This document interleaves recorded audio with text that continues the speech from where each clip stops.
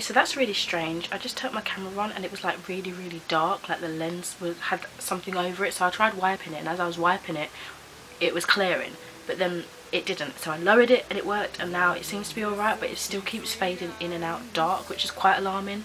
Hopefully there's not an issue, but I'm gonna have to do some research. Also, another bad thing, I just burnt myself, and of course it was on the bloody tattoo with a match that I just blew out. I literally just went, didn't even mean it, of course, obviously. Anyway, I'm rambling. You might see me in this outfit a few times, but look at my cute top. It's new. How adorable. It's a little cat in a pocket, and I've got a new lipstick. Let me just quickly show you and then I'll get into the video. It's like a dupe for the Kylie lip kit things, and it's by Revolution Makeup, London Revolution Makeup, and it's the Retro Luxe Matte Lip Kit with a liquid lipstick and a pencil liner, which is pretty cool. I quite like it. Anyway, sorry for the slight glare from the lamp there, but I'm worried about this going really dark again. So yeah, I'm here today to do my film wrap up for December 2016. I know it's coming to you a bit late, but I had a few scheduled videos and yada, you guys know the drill. My film month for December was actually pretty good. I had a really good start, a few crappy films in the middle, but I ended off on a really high note as well. Some of these are films, some of these are like random musically stuff, but you know, I thought I'd include it anyway because it was part of my viewing experience. The first thing I saw was Sleeping Beauty at my local theatre, which was a pantomime. I hadn't seen a pantomime in so many years. I think the last time I went I was like a child, like a really young child, maybe like 10 or something. So I thought, okay, can we go and see one? And mum was like, yeah, sure. So I guess that was part of a Christmas present sort of thing, but it was so much fun. I ended up giving it a 5 stars. I do have some pictures, so I'll just float them around as I'm talking. So this was not the original Sleeping Beauty that we are all familiar with. It certainly made its own with this kind of modern day take on it. I thought it was really funny because they tailored it to our own town, calling the kingdom that they were in Basildonea, and one of the princes was Prince, I think, Philip of Pitsea. They pretty much made it kind of chavvy, and I loved it because obviously I can relate to that because I live in a known chavvy area. The fairy narrator even spoke all like Essexy. Just think The Only Way is Essex, that's how she sounded, and it was perfect. There were current songs, Britney Spears school scenes, which is rather strange, dabbing, a Honey G inspired Maleficent for part of it, and Sleeping Beauty's dad, the king, actually reminded me of our royal Prince Philip, which was quite funny. There was some naughty humour for the adults to keep them entertained, and of course ultimate cringe, which is what I was hoping for, and I got to the maximum level. I loved it. They went all Doctor Who with an animated screen and everything, and I was just like, what is going on? I love this. The best bit was when we all did the PPAP dance. That was just absolute perfection. It's definitely a great Christmas present. I'm so glad that we actually went to see it. It was absolutely hilarious. So that definitely got a 5 stars. Next up, I saw a new release in the cinemas, which was Moana, and of course I gave this a 5 stars as well. It was phenomenal. An absolutely beautiful adventure story following a young Hawaiian chieftain's daughter, Moana, and a demigod called Maui on their quest to save her island. The culture.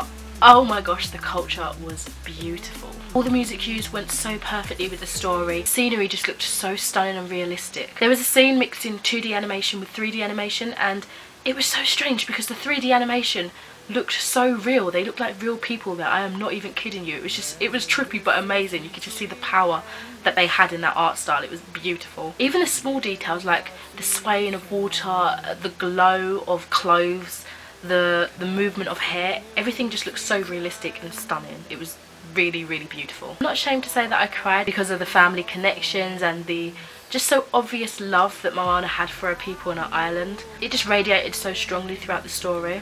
As I already mentioned, the music accompanying this cinematic brilliance was so perfect. Crab's song, if you guys have seen it, you know what I mean, was more out of place and a little bit different in style, but it still was phenomenal. I really enjoyed it. It was so funny. The voice acting was great. I think they chose a well-suited cast for the characters in Moana, and they definitely had more diversity than other Disney roles would have. Oh, and I really enjoyed the animated short story before the actual film started. It was about this office worker who wanted to find happiness in his life and just some thrill and enjoyment in life, but it was focusing on his organs, which was really interesting, and it kind of reminded me of Inside Out, so that was pretty cool. I wonder if they do collections, like DVD collections of those short animations that Disney tend to do. Is it Pixar? I can't remember that. They tend to do in the beginning of their films anyway, because I'd love to watch some more of those. Anyway, definitely a 5 star from me. And here comes the kind of crappy part of the wrap up. So basically, obviously it was the Christmas season. I wanted to feel a bit festive and I wanted to watch some Christmas movies because I don't really do that often around the time. So I thought, okay, this year I'll try and watch some more Christmas movies. I'd done it the year before. I think that was more successful than this year, but anyway, I watched all 3 of the Santa Claus movies.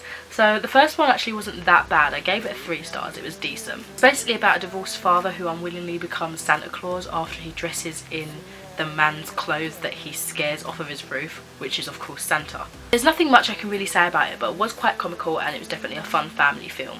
And then it got super bad with the Santa Claus 2. I gave this a 1.5 stars. This one, said divorced father in the last film, who is now Santa, needs to get married before Christmas Eve in order to save Christmas, which I just think in itself, the plot is just quite terrible. Execution honestly wasn't much better. There were pointless characters, for example this random niece that turned out not to be the niece, but I don't know what was going on in terms of who she was in terms of like family and stuff. And it was just generally all around pretty crap. Also the music was really weird. And then of course, to finish that little trio off, I watched the Santa Claus 3, which was the escape clause, and honestly I couldn't give this a rating. You know, anything lower than a 1 is what it gets, to be honest. In this final one, Santa Claus faces the jealous wrath of Jack Frost. If anything could it get any worse, he gets a visit from his in-laws too. I actually don't know that he's Santa, they just think he works in a toy shop. Honestly, these films just got worse and worse as I watched them. This one I couldn't even finish, to be honest, but then my mum had it on in the background one evening, so I kind of watched it twice, kind of didn't, but when I actually sat through it that second time with my mum and I guess just had it there in front of me, had to I guess just suffer through it, it just was crap. I didn't enjoy it.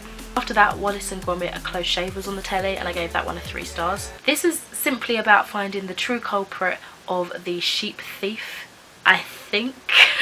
I do like the style of Aardman Studios stuff, like Angry Kid and Shaun the Sheep and Wallace and Gromit and all that, and I think they did The Boy Who Cried Wolf as well one year.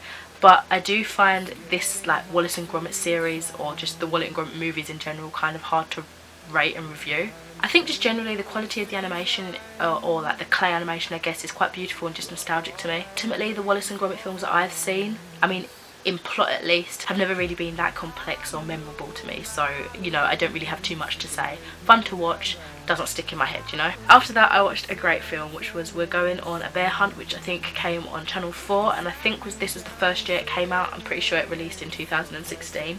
Oh my gosh, I loved this book so much when I was little. I was pleased to see that Raymond Briggs, the creator of The Snowman and Father Christmas and that, decided to finally pick it up and bring it into the cinematic industry with their signature sketchy, nurturing style that I love so much. Even if it only was a measly half an hour long, I mean I wanted so much more, but it definitely captured everything perfectly. So if you don't know what We're Going on a Bear Hunt is about, it's basically about 5 siblings and their dog Rufus, who decide to go out to look for bears when their parents leave them bored one day and go out to pick up their nan, who's, I think her car's broken down or something.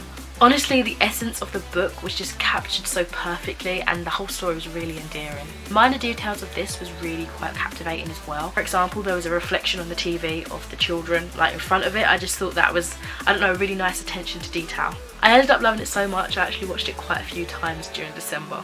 It was released for Christmas Eve and I think it was a nice little treat to have, even though it lacks the Christmassy feel, although it does have snow in it, so I'll let it slide this time.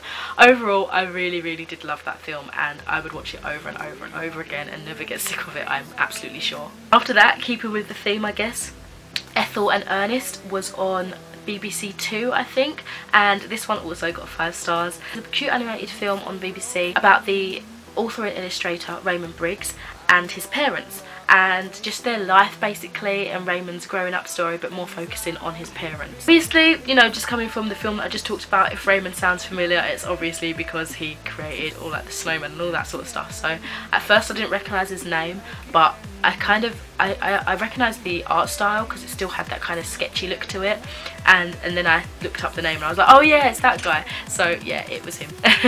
It was quite a quiet and cosy film, even though it was around the time when World War II was kind of brewing and erupting around everyone. It still felt lovable is what I'm saying. There's such cute little cameos. For example, at one point they were making a cake and on top of the cake was the snowman from The Snowman, and it was just adorable because I was like, ah, oh, that's from the other film, I love it. Honestly, these films just tug at my heartstrings. I, without a doubt, always love anything that Raymond Briggs brings out. Like, I think I've watched everything he's created, or at least that I'm aware of, but I'll have to go on the hunt and see if there's again a collection that I can just watch back to back. I find myself getting attached to the most unlikely characters. Like, for example, there was a cat in this that I don't even think originally belonged to Ethel and Ernest, but I was constantly wondering where it was and where it got to just generally when everything was happening. Anyways, I loved it, and I think Briggs's films are like the equivalent to the Studio Ghibli films, but definitely had some shocking scenes that I think might have been hard for Briggs to actually do. But yeah, it's definitely ranked up there in my opinion. Definitely recommended. Another 5-star from me was, now this is a long name so I'm gonna read it off this, Disney's Broadway Hits at London's Royal Albert Hall. This wasn't a film, but this was amazing. I honestly wish I had a ticket to go there and see it. If it's still on Sky Arts, please go and watch it, because it was actually quite phenomenal. It's basically an amazing concert singing some of the famous Disney songs from the Disney Broadway sections of things. So there's stuff like Aladdin, there's some Frozen in there, there's some Ariel, and they get kind of guest singers, like I guess have been in the musicals and stuff like that, and it was great fun. It just had me singing and dancing and having an all-around exceptional time, even though I was sitting there in my living room watching it on the telly and not actually experiencing the real thing. It still had that, I don't know, that fun atmosphere to it. There were like 5 main singers, and they were fantastic. They all had such amazing voices that they could alter slightly for different styles of songs that they were singing, and I just thought that was a really awesome talent, and the whole production was just perfect. So yeah, definitely a 5-star from me.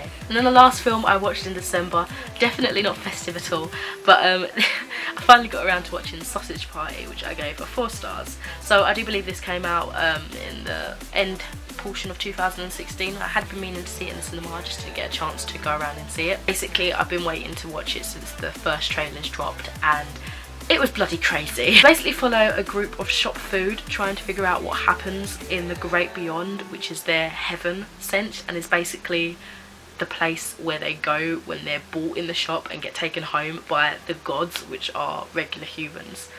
Damn, it was graphic. It went to places that I would never even think of, like, why would I? That's weird.